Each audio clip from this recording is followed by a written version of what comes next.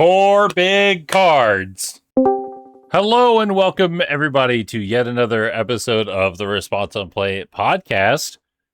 I'm just gonna jump straight into this episode. We got some fun stuff to talk about in regards to the last regional. But before all of that, I'm Andrew, and I'm joined by Steph, and I don't remember if I'm supposed to do an opening bit. Can't remember. Don't know. Bryan. Typically, we do some kind of opening bit. I'm James. I did too many bits this weekend. I'm not doing another one. That is also fair. I was going to say, you guys seem just very bit out, I guess. I don't know. That doesn't really think that's how you would say that. Yeah, it doesn't sound right when I said it. Bit out. Yeah. He's bitten out. I'm definitely not beefed out, but bit it out. I like bit it out. That sounds good. Yeah, I guess whatever you prefer, Queen. I would like to think that you guys had a lot of fun with the Vegas regional, considering the fact that we did the social media takeover, and by we I mean you guys, because I didn't get to go. So I was moral support from my house. Well, we definitely missed you. Very sure. sad that you weren't there. And people did ask about you. At least one person asked about you. Oh, sweet. It's true. But at least one person did ask. I was mad all weekend because I couldn't go. Yeah. Like a dead ass. I was always sitting in my chair pouting. I was like, they're having fun in Vegas doing this takeover, and I'm here just being a nerd. This sucks. Doing nothing. Yeah, exactly. Not to make you feel worse, but it was a great time. Yeah, thanks. We had a lot of fun. Not to rub it in, but I actually had maybe the most fun I've ever had ever. So you sucks that you weren't able to be there. You can't Quite see. possible. You can't see me pouring my freaking just glass of Jack Daniels or whiskey. It's like, yeah, great, yay. Well, if you guys didn't know, for anybody listening, we got to do the takeover with Universus for the Las Vegas regional last weekend. It was a ton of fun. So we got to do like all the socials for them. We did a ton of social posting. I think next time that's something I would cut down on a bit. I think I over posted just because I was very excited, and I think I got a little filled.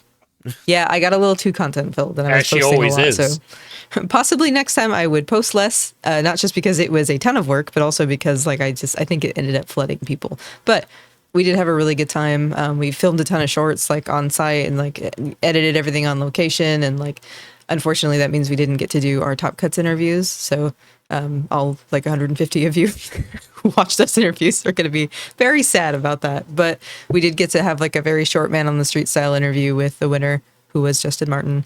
And we did a lot of other funny bits. So if you want to see like all the content that we did over the weekends, all you got to do is check the Universus socials and you'll see us all over there. You'll see our beautiful faces and your beautiful faces plastered everywhere. Yeah. It's true. Very true. Yeah, I liked. I saw a handful of the shorts, and I loved every single one of them. Like, you guys really killed it that weekend. It was a lot of fun just seeing all the bits you guys came up with, the shorts and photos, and like the photos were great. Also, like I saw all the photos, I was like, man, there's no way that James could have taken these pictures. It was definitely Bryan. Hello? Definitely not true. I only took some of the pictures. I got sent on a secret secondary mission. Sorry. This man stanced up as soon as I freaking drug him. He's like, now you hold on a minute. Yeah, he did. Sorry, I'm going to defend. You know what? I'm going to defend I'm glad James you on this weren't one. there. Damn. Damn. Honestly, I deserve that. That's fair. But yeah, I'm going to defend James. He, I think, did like 90% of the pictures. Well, maybe like 80%, because I know Steph did some and then I did some. Yeah. But definitely he was the one running around most of the time getting photos of stuff.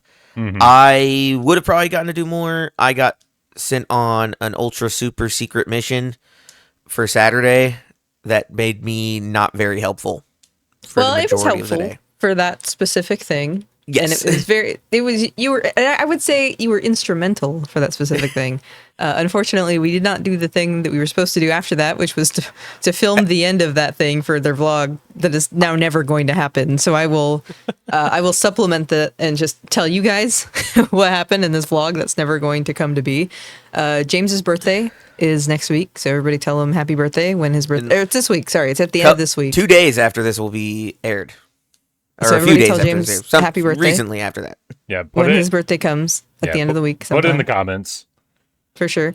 So James's birthday was coming up soon, and I don't know if you guys are aware of this, but there is this side bag, this Universus side bag from Worlds 2025, I believe it was. We'll put a good picture. I think it's actually from We'll put a picture up. 2024. I think it's 2 years old now. I think it said it was 2025 last year. on it. It was the top 16. That's what I thought. Yeah. Was it top from- 16 this from time? Worlds. Yeah. Yeah. Oh, okay. Yeah, because they gave the an deck older one for some boxes, reason. the little mini deck boxes, and then there was a different color if you made it to day 2, and then you also got the back. It may have been day 2. It may not even been top 16. I don't remember. I'll have to double check. So it would have been 32 of them, plus But yeah, some extras, obviously. it was from this Worlds. Well, anyway, ever since James saw this bag, he was like, I need this. I want this so bad. He's been talking every time he sees his bag again, and even sometimes when he hasn't seen it, he just remembers it after a while, and he's like, I want that bag. It's Hey, oh yeah, except for that one. It has been rent free in his mind. So he's been talking about this for a long time. And then I saw they put it on the prize wall. I think the last event we were at or something like that. I noticed that it was there, and I was like, oh my god, I have to get it. But it's I think there was 100. one at Worlds, maybe? Chicago. Yeah, but it was I didn't remember seeing it in tickets. Chicago, but Very expensive. So I was like, we're working. There's no way we're going to be able to do this. But what if we made content out of it? And then we were able to do it. So I sent Bryan on the ultra secret mission to see how many tickets one person could grind out in a day for side events if they were min-maxing their prize wall tickets. And it turns out you can get to 100. And I will spoil the story now and say Bryan got to 100 with a little help and a little skill, as the short said. So we were able to get the bag and then present it to James. And that was going to be the whole vlog, is we did it. Yay. Happy birthday. But we ended up only being able to make a short about it. So, but was it pretty easy to grind that out? Do you feel like, Bryan? I think, obviously, so one of the events didn't fire, so I didn't get to try and win extra. I just got basically half pay. I just got my guaranteed draw effectively for all 3 rounds instead. That would have helped a little bit. Obviously, I'd been slightly better at Hero 2. That would have saved me a couple of dollars. If I had known, it would have been very easy to have it done by Saturday if I had known, because then I could have done some on Friday to really try and grind out those tickets.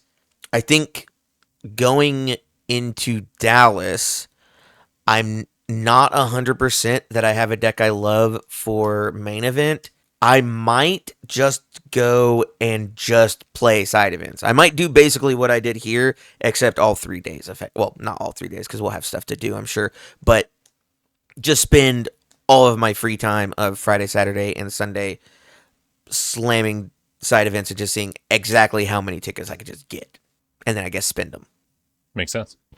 Yeah. So that was, I thought that was actually a really fun, content idea that we did, because I don't know. I mean, people have probably done that. They've probably been like, can I make X amount of tickets so I can get 1 million filled without promos? I think that was the one that everybody wanted. Filled without was our cool one today, but they couldn't have gotten 1 Yeah. million because they were limited to 2 a person That's Yeah. fair. per visit.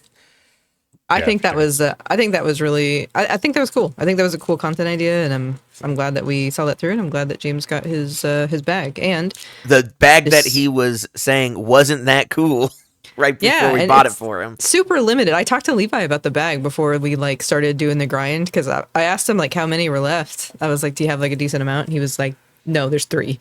And I was like, Yeah, I was 3 like- including the one that's there now? And he was like, yes. And I was like, Dang. fuck. So Yeah, I knew we had to. There's I knew we had basically, to get it. It was now or never, basically. Mm-hmm. or he'd have to buy it off of somebody. Yeah. Yeah, and I don't want to do that. I really liked that short. When I saw it, I watched it, all of it. I was like, yeah, this was a really cool idea. I really liked how it was structured, and how well it was just paced for a short. I don't know. I just really liked it, so I agree that it was a really good content idea. So good job, team. Thank you, Andrew. I feel like it's that Obama meme where it's just like giving each other medals.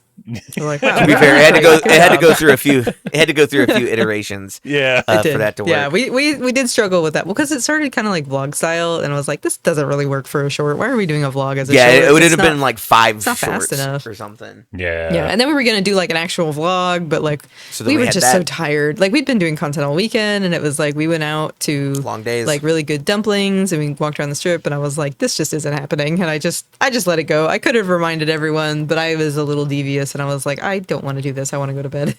I Yeah. remembered right after you guys went to bed. Like That's I fair, got back yeah. downstairs and went, we didn't film that. No, we should. And then I immediately did come up with an option that could have worked. But we've given up the ghost here, so it won't matter.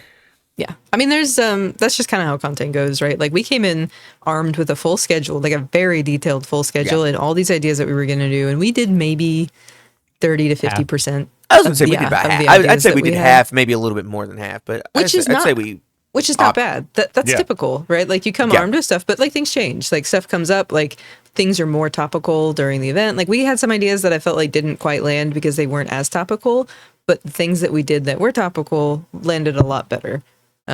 So I think For it's sure. good to come in prepared, but also you have to have like the flexibility to just kind of like do whatever on the fly. Yeah, you just gotta And that's also adapt. what makes like event coverage difficult too, is like you have to Sure. really read the room and be like, what do people care about right now? So for example, like the prize wall ticket stuff is cool for Universes and it's a really great idea, but that would hit really hard. Nobody steal my idea because I'm going to do this if we did this at a Riftbound regional, because the prize wall stuff at the Riftbound regional That much bigger, includes yeah.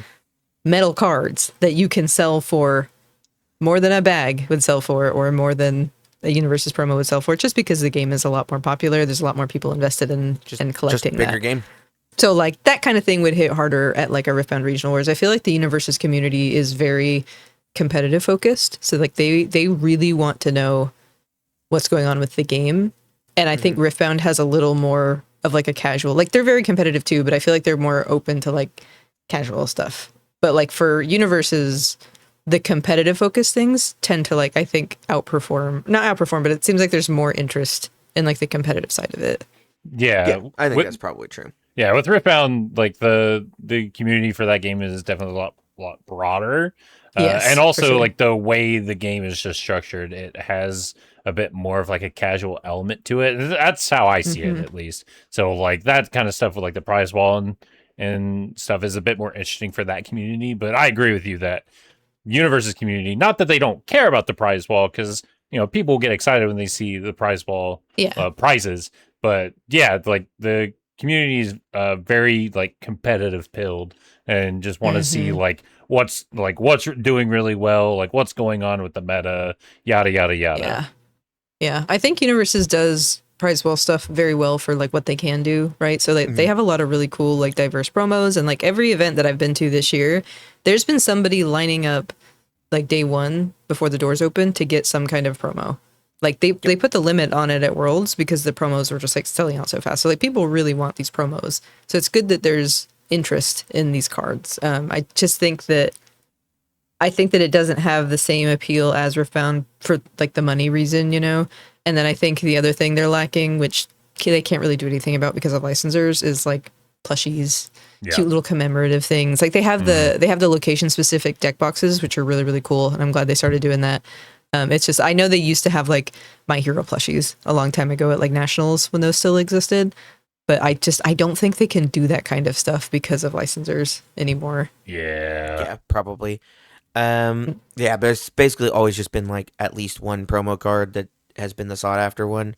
That's almost for sure going to continue going forward. That's just kind of how the game works. Yeah, exactly. I feel like the licensor thing, like going back to that is also just like a fact that we have to understand about the game, is that because UVS Games has to navigate all these different like agreements with all these different licensors who are like trying to lease out their IPs. They're so like, I feel like if we ever have a question about something, we're like, why does UVS do this? The answer is probably because licensors. Like that's probably what it is. So like, why aren't there plushies? Because licensors, Like yeah, exactly. Yeah, like you could pretty much just say it's probably because of how their licensing agreement works. and Yeah. be right with just that as a blind answer more than half the time. Yeah. So kind of a unique situation that Universus is in, but I feel like some of the growing pains we had like last year are not quite there anymore, and I feel like we're really growing into like an identity, and I hope that we get a little more not focused, because I feel like there's good focus, but I hope we get more involvement with side events. This was something that you saw too, Bryan, but like it was hard to get people to play side events because they were playing the main event, because everybody there's playing main event, you know? So it's like there's not as much reason to hang around and do side events. And maybe there would be reason if we had things that sold for a lot on second market, for example, or if there was a reason to play side events over main event besides I dropped. So I think that's kind of a puzzle that UVS still needs to solve. There's also the very small thing of like we have continued to incentivize staying in the main event more and more, like with the tickets on wins. And like in this one, you got some amount of tickets, I believe, on a loss. It wasn't a lot, but you still got some.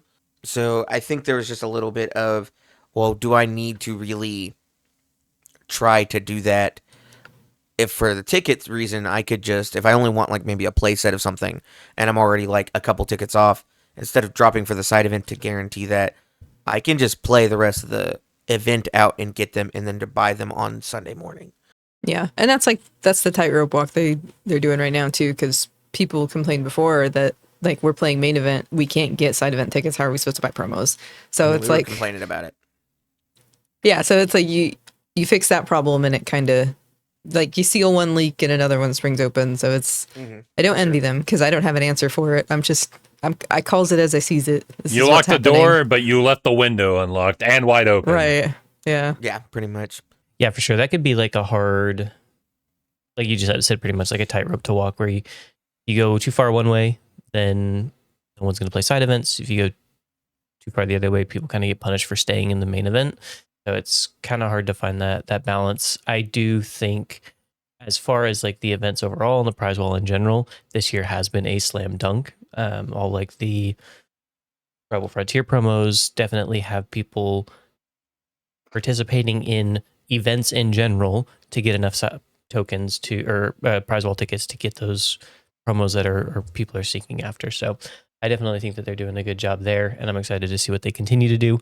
They showed off some promos for the upcoming season for round 3, and boy, that looks really good. Yes. So I'm super excited to see what we get for the rest of the year. But overall, event was great. Like you guys had said, I want to thank everybody that came up, said hi to us, everyone that participated in our shorts as well. We took a lot of people from the community to help make those shorts. So I want to thank everyone who did that and everyone who, gave us thanks for doing the takeover. It was a lot of fun. So I appreciate the opportunity. But with that, we have the main event to talk about.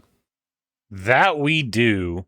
And speaking of the main event, we're going to be talking about the top cut decks. Specifically, starting with Calvin Tahan, who was playing Anguirus Fierce Dragon. We're going to have an image of these deck lists on screen for you guys to look at if you didn't tune in to the regional that was live on Twitch and YouTube over the weekend.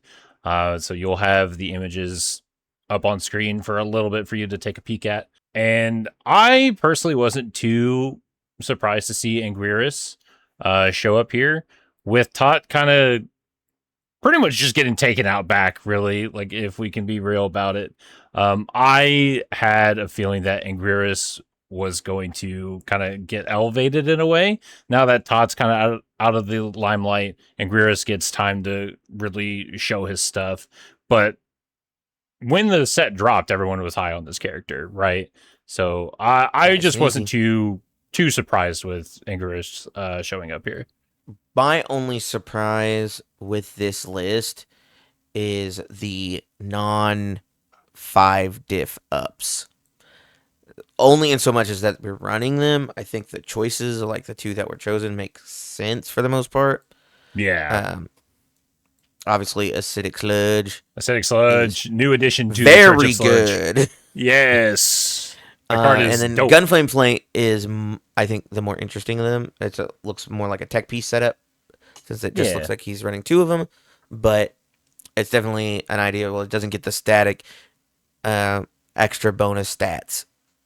It doesn't, but it can help you extend your turn, as well as it's another tension attack to get another Roman cancel. It's just another card besides, as we see here, Stroke the Big Tree, that can give you the momentum that you will need for Queen of the Monsters. The spend of momentum to add a foundation to your card pool, draw a card. So I just see it as, like you said, a tech piece, and it makes sense to be here looking at it that way. Yeah, I heard people that played against the deck were basically like, hey, it's just punch me in the face and then I'll kill you. Like, he wants to get hit as much as possible to make as many power tokens as possible and then just kill you on the crackback. Yeah. As soon as they can't block. All right, here's all of it. Yeah, pretty much. A very efficient deck. Like, it has its job and it did it well. I do appreciate not getting trapped into the 5 diff. Like, just because the character has a bonus for playing 5 diffs does not mean you have to play only 5 diffs. That's true. Agreed. It's very true. I agree. And again, like, Acidic Sludge is a very good 4 diff. Like, this card's great. Not being gated, just not being locked in, trapping yourself in that mentality of, well, I have to play 5 diffs. I'm playing Budget Godzilla, King of the Monsters. It's not the case. It doesn't get the stats, but the card itself is still very good. And Acidic Sludge is a prime example of that. And yeah, Gunflame Feint, I mean, it's a tech piece. I like it in this list. It's very cool, especially just the one of Growing Grasp. It's a 5 diff. It really leans into the static that Angie Man has. And it's just a good dunk at the end of a string if you can get there, which Gunflame Feint can help you get there. And then, of course, you have Queen of the Monsters to do all the Queen of the Monsters shenanigans along with Destructive Heat Wave to do the same thing as well and get 1,000,000 power tokens. Yeah. So, like this list pretty is streamlined game plan. Yeah, it's very potent for sure. The next list that we have is Brett Hillmann. This was a surprise, but kind of an exciting, I guess, shocker. I'm lacking the word here, but Jester won from the Critical Role Challenger decks. series. Yeah, from 2024. This was very cool to see. And looking at the list here, it does a lot of things with the backups because the kill card and kill condition is Harness on Death, which I love that card. I think that card is so cool.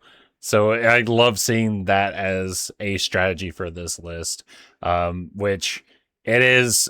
There's only 7 attacks in this list, and 4 of them is Harness on Death. Yeah, all lows, and there's only 7 attacks. Yeah, that's pretty interesting. I did not get to. I'm not sure. I'm sure we saw it on stream at some point. It was absolutely on stream. Yeah, I was like, we were working most of the time, so I didn't get to see it in action. But this is probably one that I'm gonna have to go back and watch that game because this deck looks very interesting. Yeah, I unfortunately missed it, and I definitely need to go back and watch it as well. I don't remember what round, but they showed it in a round of Swiss because it was doing well, and then I believe we watched this top 8 match. I could be mistaken on that though. I don't recall if it was ever on top 8. It might have been. I didn't watch all of top 8. I think I might have missed a match, so it might have been on stream. I tried to watch. Top 8 was Pony and Calvin. Was it Dan and Calvin? Yeah. Yes. Pony and Anguirus. Okay, well then it must have just been on during Swiss because I remember either eating lunch or maybe just taking a quick break, and they had that TV out there where we were pretty much staged. And I remember like looking at it and going, "Huh, that's really weird. I didn't expect to see that on the screen today," because it just has the picture of Jester and what symbol and like the health, and I was like, that was not on my bingo card. But yeah, as far as the list is concerned, obviously we're just looking to steal a bunch of extra momentum, use like Bylante, Godzilla vs. Bylante, Airship to like repeat Harness after the Echo and things. Yeah, I mean, we're just trying to play Echo or Harness on Death as many times as. Yeah, because as soon as it hits, it's probably gonna kill. That's pretty much the idea. It's just like, as soon as I know it can get through, I'm just going to hit. Or It just also has pick up all the copies. it also has 2 copies of Falling Titans in the sideboard to I saw that. basically, if the Harness on Death strategy isn't getting there, well, I guess I'll just Titans loop. I guess we'll do that. Plan B, Plan B, check 6s. pretty much. I like the inclusion of the Jaeger's followers, obviously because you need backups, but then it can help you mill to find your Yeah, to Harness on find Death them so you so that can you pick can them up. pick them up. I think it's very, very cool. I like this list a lot. Yeah, no, this list was super cool to see. I when I heard it that this list was making the rounds and then I saw it, I was like, "Oh, this is very cool." I loved it. Love to see it. Moving on to the next list, we have Jake Hyatt on Rodan 1, not Fire Rodan. The giant monster of the sky. Yeah. He has piloted this character a couple times before. Think he might have topped the previous regional. I'm blanking on which one it was. But I don't think it was Chicago. I think it was it might have been like previous Atlanta. It might have Not been. sure. It might have been go Atlanta. Look. But he definitely hit top cuts with this. Yes. I know he's definitely been in top cuts, and I'm like 99% sure he's done it with Rodan specifically. Yes. I feel like this list is very cool. I mean, I think the words on Rodan are very potent. He basically just makes it to where he's hard to kill. Everything's just going to be stupid slow. And I think this list was on air, so you got Walk the Dog, and you got the Invisible Infiltration. You get Queen of the Monsters, Hunter's Ally, Queen of the Monsters. We see that here.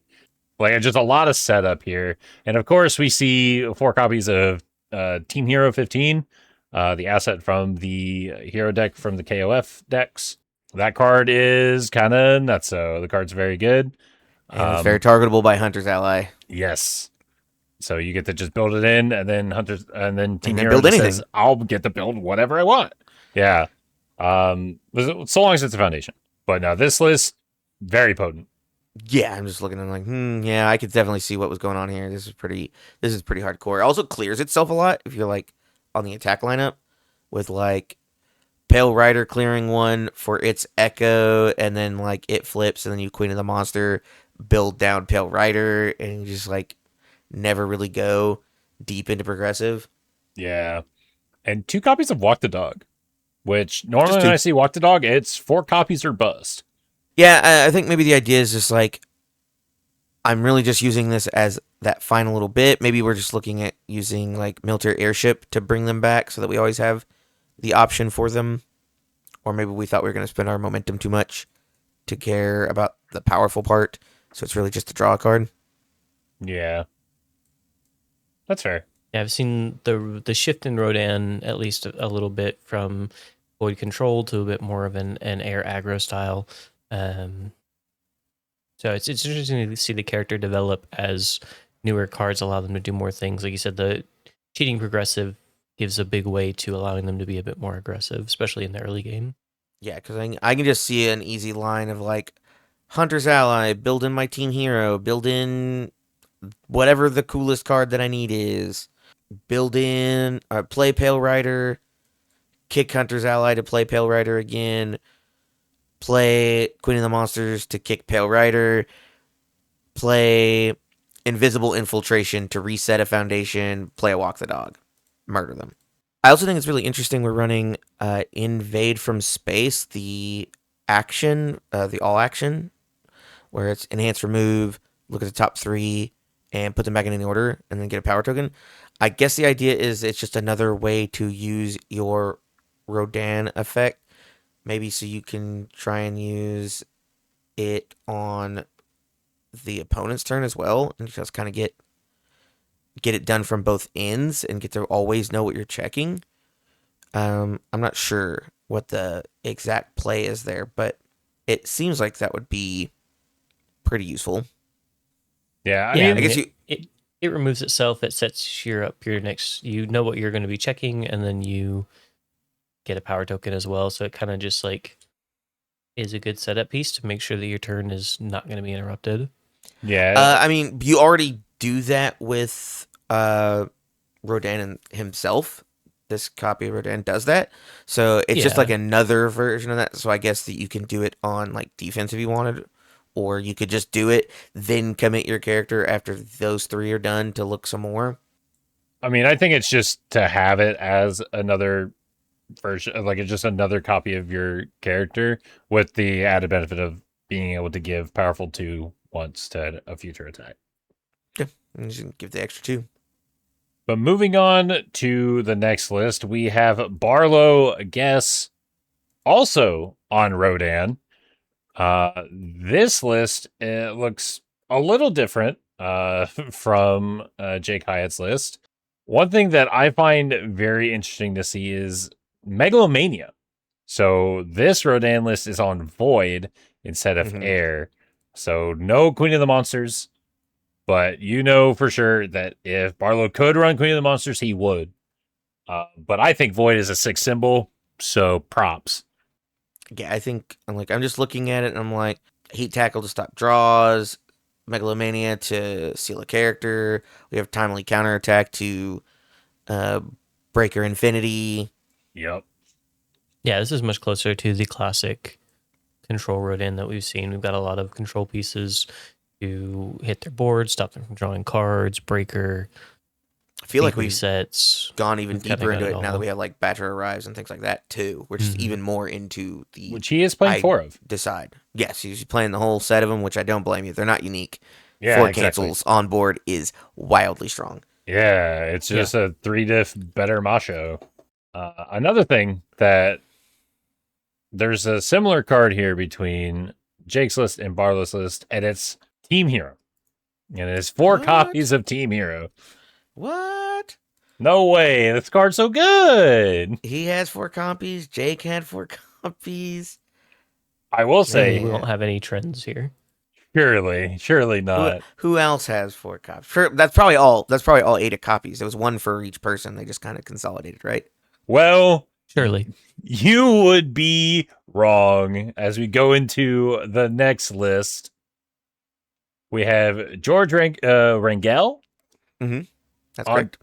Pony Tsunotori, which I thought was very surprising to see Pony show up here, but I feel like that's just a me thing because Pony was just kind of was like the talk of the town. It feels like at the regional from what I heard from the commentators. Speaking of Team Hero, George is also playing 4 copies of Team Hero in this Pony list. Yeah. So And George ended up coming in second in the event. So Yep. It obviously is a very good list. yes, I mean 4 Queen of the Monsters, 4 Lethal Slash. People who are scared of 2 checks look away because this deck is playing 4 2 checks. Yeah, I know they were talking about like once they got rid of the being able to clear over and over, having the attack that could clear itself was kind of like necessary again. Yeah. Like I heard a lot of talk of like Queen of the Monsters letting you basically do the clear without having the counters yet. So you could do things like play a Hunter's Ally, play the Lethal Slash, it goes away, play the Queen of the Monsters, build the Hunter's Ally, play Battle or Release, those kinds of things, and just get deeper and deeper on still no progressive. And then, of course, with Team Hero, getting to pick out all your best stuff, except for the only non-legal target it has here is Genghis Frog for stuff that you want to build. Like, you just get a lot of, and of course, you still have your Wish Hearts and Feral Shrieks that are just letting you see additional cards every time you decide to press your button. Yeah, basically staples for Pony. Wish Hard, Feral Shriek, I mean, Electric Moth as well. Just another card that says that's basically an extra copy of your character.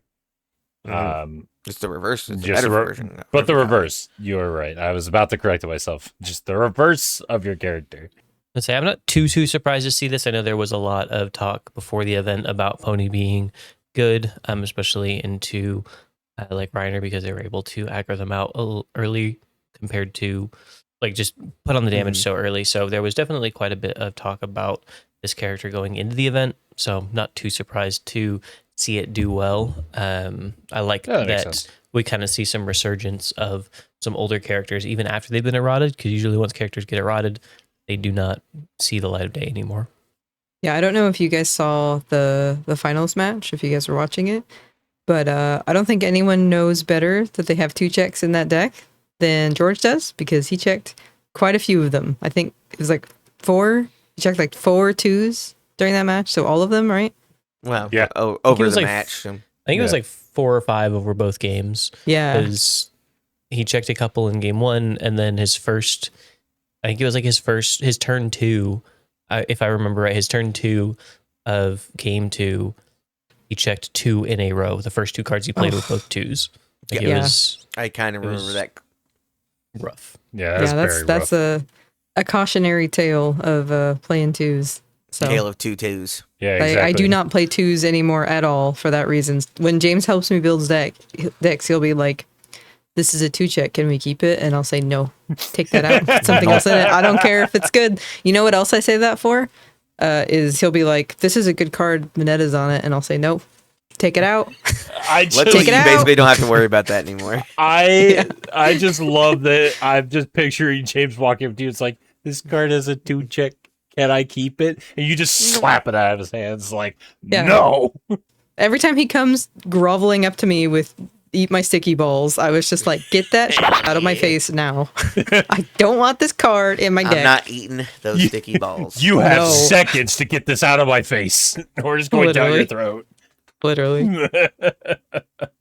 Well, moving on to our next list here, we have Andrew Porat on Rodan. Surprise, surprise. I mean, Andrew has shown a really good skill with this character. He won a regional last year with Rodan. So he definitely knows the character. Not really surprising to see that he's back on the character. And it's pretty similar to Barlow's list. It's on Void. It's running Megalomania. It's running just the typical Void control package, which with a few differences. But what isn't different is 4 copies of Team Hero. Everybody say it with me. 4 copies of Team Hero. Bryan, thank you 15. for I'm not participating. doing that. Okay, well, there goes my fun. I believe that gives us to 16 now. Yes, absolutely. 16 total team heroes? That's twice as many team heroes as people in the. That's 2 podcast. per player now. Whoa. Yeah, but yeah, it's Void Rodan, typical control list that Very you would similar. think of. Classic It's Andrew Simple. playing control again. This guy, Yeah, Mr. Porat, he loves to do that. yeah, this guy needs to get a new gimmick. Like, he can't play control every game. Come on, man. Nah, let him do him what he cook. wants. No, he's too good. Like, that's the problem. We got to nerf him. We gotta ban Andrew nerf from him. playing control. We have to errata him. Yeah, Rada Andrew can't play control characters. Yeah, I do say a couple of cards that are different from the other Void list. I think it's Bullet Kick. Yeah, Bullet Kick. I had to double check the card that I was remembering here. Yeah, Bullet Kick's in here, which is yeah. a card I feel like I never see get played. He went all in on Violent Animus Shot. I believe the other list only was running 2. Barlow's list also has 2 copies of Wingnut Sabotage, which I think that Yeah, I card went is that sick. route instead. That card is very good. I agree. I like that card quite a bit. Yeah, and he had Timely, which the other one, which Andrew isn't running. Instead, Andrew's running Tri-Gravity Beam to just rip something from hand. Yeah, it's just Rodan doing Rodan things. For sure, for sure. He's trying not to die, and you're kind of hating the fact that you sat down across from a Rodan. But then you're happy, because you realize you're sitting across Andrew Porat, and he's a swell guy. So it balances out, I think. It ends up working out. Moving on to another list here. Wasn't expecting this character, but we have Justin Martin on Mitchell Cimino. The character, not the person. The myth, the legend. The man, the myth, the Wish Tournament legend. Just like we were talking about earlier. So this was on, I believe this was on good. This is on Double order. check. It's on This is order. order. My mistake. It is Yeah, on my order. mistake. This is the order. Yeah. So on order, we're running our Protectors Alive. We're running Walk the Dog. I see 4 copies of Team Hero 15. Let's go. 4 more copies. 4 big cards. Yeah, it's just like most of this pretty much just makes sense. I like this mechanical monster. That's a cool card. The card's so cool. Bloodsucking Universe, which is a really cool card as well. Yeah, like that card's really shown up of just being a pretty dope card from the Guilty Gear set. Which we see in Vintage Creation, we have Bloodsucking Universe. We're missing Thunder Spear Barrage, which those 3 cards typically make it in a lot of order lists that we have seen. I also noticed that this list is pretty much just a stun freeze package. You just stun down your rival's board and freeze them down. They don't have a board to play with when it goes to their So that turn. you can stun the other stuff the next turn. Exactly. Freeze those, and then they only get half anytime. Yeah, it's running 4 of Imprisoned. Great card to grab with Team Hero just to commit out things early on their turn. Every turn, Heaven Piercing Ice Wall to freeze a bunch of stuff.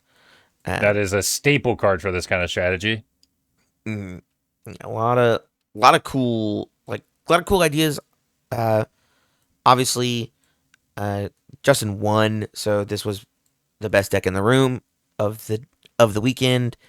And when you look at all the cards in it, you look at everything that's going on, I can see it. I could see how this could easily be the hardest deck to beat at the time.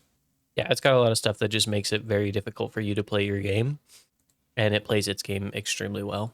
Yeah, being able to just feed things into momentum very easily to build up those big walk the dogs that you're not going to be able to block because they're tapping all of your stuff down anyway. So very, very good game plan.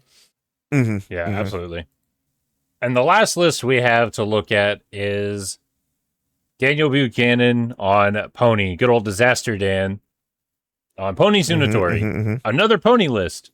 And was Swiss champ before going into Top Cuts. Before going into Top Cuts. This list is pretty similar to George's, if not the same list. Yeah, I think it might actually be the same list. I'd have to really get in there, but the attack lineup's the exact same.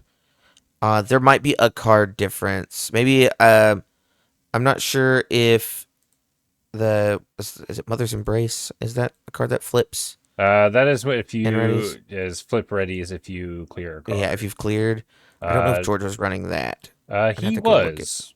He was only running it at 2 though, so they're not exactly the same, but they're very similar. One card different. Let's go. But you want to know what card stuck around in its entirety? Say it with me. Team Hero. Electric 15. Yeah, electric. That too. I mean, that's stayed true. For every single card for this list and the other pony list. I mean, yeah, we talked about it with George's list. This one has a very similar game plan. I mean, it's Pony, draw cards, clear things, kill your opponent, profit. And yeah, that's pretty much the top cuts. We had 3 Rodan, 2 Pony, Mitchell Cimino, the character, Jester 1, and Anguirus. A pretty decent split here. I was not expecting this cut. I was expecting to see at least 1 Reiner 3, and he was nowhere to be seen in Top Cut. Yeah, I saw that was a common sentiment across all the social posts that we were doing this weekend, as people were like, whoa, I'm so happy there was not a Reiner up there. And also, whoa, I'm surprised there's not a Reiner up there. Yeah. So this seems pretty healthy and a lot more diverse than what people were expecting. Rodan up there is really funny. I think, has he been in Top Cuts for every single event? Almost all of them for out? sure. I don't think it's been every single one, but I could be wrong about that. Yeah. Definitely been in absolutely a super majority of them. Yeah. Very strong character. Been a very good character. character since he came out in the decks. Very big brain character. Yes. Sometimes, yeah. Absolutely. obviously we were kind of memeing on it throughout the thing, but to make it clear, every character that could run Team Hero did run it and ran it at a 4x copy. Yep. There were a lot of people at the event that were saying, obviously, with the conversion rates like that, probably needs to get touched in some way. I wouldn't necessarily disagree. It just opens up so many play paths. You don't really feel bad about seeing multiples because you can just build one, play the next, build in whatever you want, play the next one, or you have a +1 high block in your hand. Like, it's a very, very strong card. Yeah, for sure. I think I know, like, it just stifles design space, right? You can't do anything too crazy with, like, say, unique foundations or whatever. If they can be touched by the symbols, then they can just pick this up for free. And it doesn't matter if it's like really hard to build or any of these other things because you just put it in. So what exactly makes this card so much stronger than like a typical strong card? So like Queen of the Monsters, anybody who can run Queen of the Monsters, people are running that one too. But I don't really hear as many people say we need to do something about Queen of the Monsters, but people have said like we need to do something about Team Hero. So why is that for this card and not something like Queen of the Monsters? I think we have been hearing it for Queen of the Monsters. It's just a completely, like, I mean, we're talking like two different cards, like Different conversation. Yeah, like, Okay. Why? and two different like functionalities. Like Queen of the Monsters can effectively just keep your card pool clean while progressing your board state, and then Team Hero can just build in your board state without really losing anything.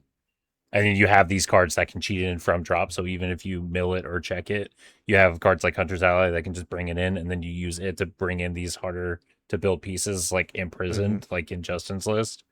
So Yeah. like they're both like kind of in the like under the same microscope, but they function. The conversation is two different things. I think that the real main difference is because of the card type. Like what we think about whether a tack should be too messed up or whether a foundation or an asset is, or just like we have different criteria of how strong or they're allowed to be before it feels obnoxious. So by function, assets are not supposed to be extremely powerful cards. Maybe They not. can That's be. It's utilitarian. The biggest difference is this card breaks consistency. Like it makes your decks way more consistent than they should be because I you see. always have access. Because even if you don't have if you don't draw your good foundations, if you checked That's it, right. you still have access to it, and you can build it for free. Yeah. You also Yeah. get past any drawbacks that they have of their difficulty. So in the case of Imprisoned, it is a 4 difficulty foundation. That is an attack worth of foundation on as far as like your difficulty goes. But when you can just blow up your 2 difficulty asset and build it for free, it's really not that big a deal. I gotcha. That makes sense. Yeah, it gets rid of some risk playing these high difficulty cards, and just in general, just being able to blow up an asset to get a resource effectively is kind of crazy. It also because it can grab basically any foundation, obviously not 5 and above, but like basically any foundation. You can think of it, if you want the example of like why it breaks consistency, you basically have 8 copies of any given of every foundation in your deck, because you have the 4 that you're allowed to play, and then the 4 team heroes that could be any of them. yeah, it can become them. Yeah, it's So 4 I have a tutors. question. Oh, sorry. No, sorry, that was all I was going to say. It's just 4 tutors that are very consistent. Go ahead. So I do have a question about something I saw in almost everybody's sideboard, which was Scanlan's Hand. I know that was a big thing when like Godzilla and like Titan of Terror were in the meta. What are people keeping Scanlan's Hand in there now for? And what are they doing with this card? Why is this in like so many sideboards? It's the same reason. So Similar reasons for sure. The big thing is it shuts off the defensive characters. Mm-hmm. Oh, okay. So it's the same thing that Godzilla like was using it for. If the character has a non-tenacious ability that's going to be problematic for your attack turn, play it, commit not even their character. It's just their best piece. Yeah. Because it just commits something. So like you basically get to say whatever your biggest problem on your board is, as long as it doesn't say tenacious, I get to take care of it and then do whatever I want. Yeah. Okay. It's just a very good like target committal piece. Yeah, Yeah, it's for sure. it's at form speed. So before you even start slinging attacks, you get you can start your turn with Scanlan's Hand and be like, "Hey, that piece on your board, if it doesn't have tenacious, it is now you cannot use it for this turn. I don't have to worry about it. And then now I'm going to start slinging these attacks at you." Interesting. I want to, before we wrap up here, do want to bring up a little, or tack on, I guess, a little bit to what Steph was saying earlier. We have seen Rodan in, if not every, almost every Top Cut event, or a Top Cut at an event. I'm not necessarily, I haven't decided yet. I'm not saying that I think that we should touch Rodan, but at what point is it topping too consistently? At what point is this just the de facto best control deck or whatever deck that probably needs to get taken care of? Like, I feel like Rodan is this meta's Jiro, except this one has actually won events. Well, Yeah, I can see what you mean. I mean, to keep into that same wheelhouse, we didn't end up touching Jiro. So, but I do agree But that everyone it's- was calling for changes to Jiro. and then we never made them. Why not Rodan? Why do we think Rodan's fair comparatively? And is it getting to a point where it's just too consistent? It's just too good, I like think the Godzilla was. real Do we need to change difference something? between those two? I think the difference is the killing game plan. Rodan still has to play a bunch of stuff. Not that they can't play a bunch of stuff, but they do still have to see a lot of attacks, and they don't scale the same way Jiro does. But I do agree they do provide very good consistency.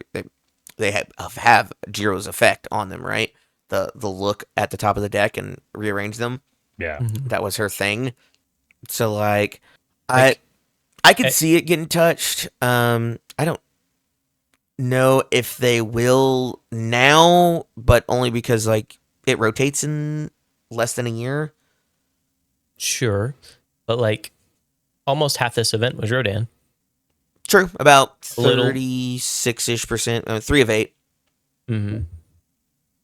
Obviously, it's a very different gameplay experience playing against them, but almost half of this event was Rodan. A little more than half of Chicago was Titan of Terror. We banned him after one event. This character has topped every event it's played in. More or less. I think Todd is a What's bit. the I think Todd's a bit different in the fact that why he was topping and just his words, I think it was a lot more blatant of just, yeah, this is just crazy dumb and like really good. I think with Rodan, it's very good and can give speed or take speed. Like those are really good words, but I think he needs to find along with that other means to end games, which he does with his symbols. I just think he has to work a bit harder than what Todd did. I'm not arguing that. I like I said, I know there was a different gameplay experience between them, and that was the big reason why Todd got hit so fast. But like, at what point is a character too consistent when they top every event that that's they fair. play in? I think the big question would be whether like there's always been basically like one or two Rodan in a lot of the bigger top cuts. You typically have seen like 2 Rodans. Like top 8 will probably see 2. Top 16 will probably see 3. And that fluctuates a little bit. Or top 16, I mean, sorry, probably sees 3.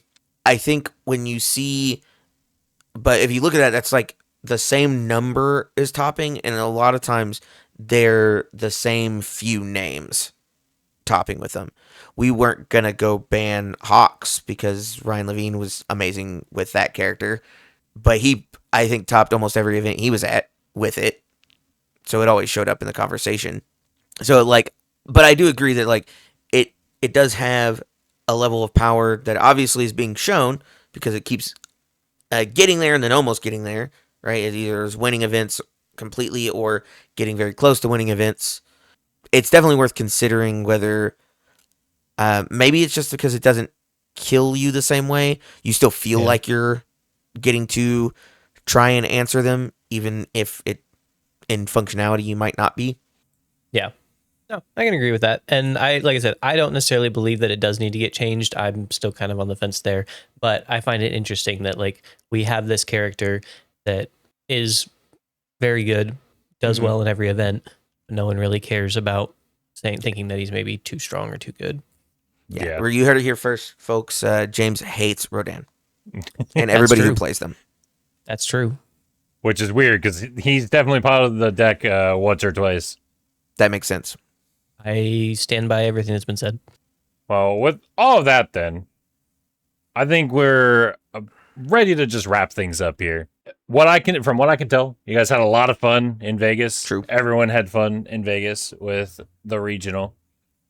Still got a bit of FOMO that I couldn't be there, but there's always next time. I am almost for certain gonna be at Dallas, so I can try to be there and have fun there. I had to cope. It's true. And you don't necessarily even, other than maybe Fill Without, you probably get all the other promos pretty easily if they end up on the Dallas wall like we did for Chicago to Vegas. I'd like to thank you guys for tuning in and listening to this episode. If you're watching on YouTube, be sure to comment down below how you thought about Vegas, if you were there, what your favorite part about the event was. And don't forget to like, comment, and subscribe. Ring the bell so you get notified whenever we post a new video. And if you're listening on Spotify, be sure to rate the podcast. It really helps us out. And we greatly appreciate you listening. But with all that said, I'm Andrew. My copium is at max. I'm Steph. I'm going to go take a well-deserved rest now. I'm Bryan. I'm pretty sure that copium's from James. I'm James. I'm just the other guy.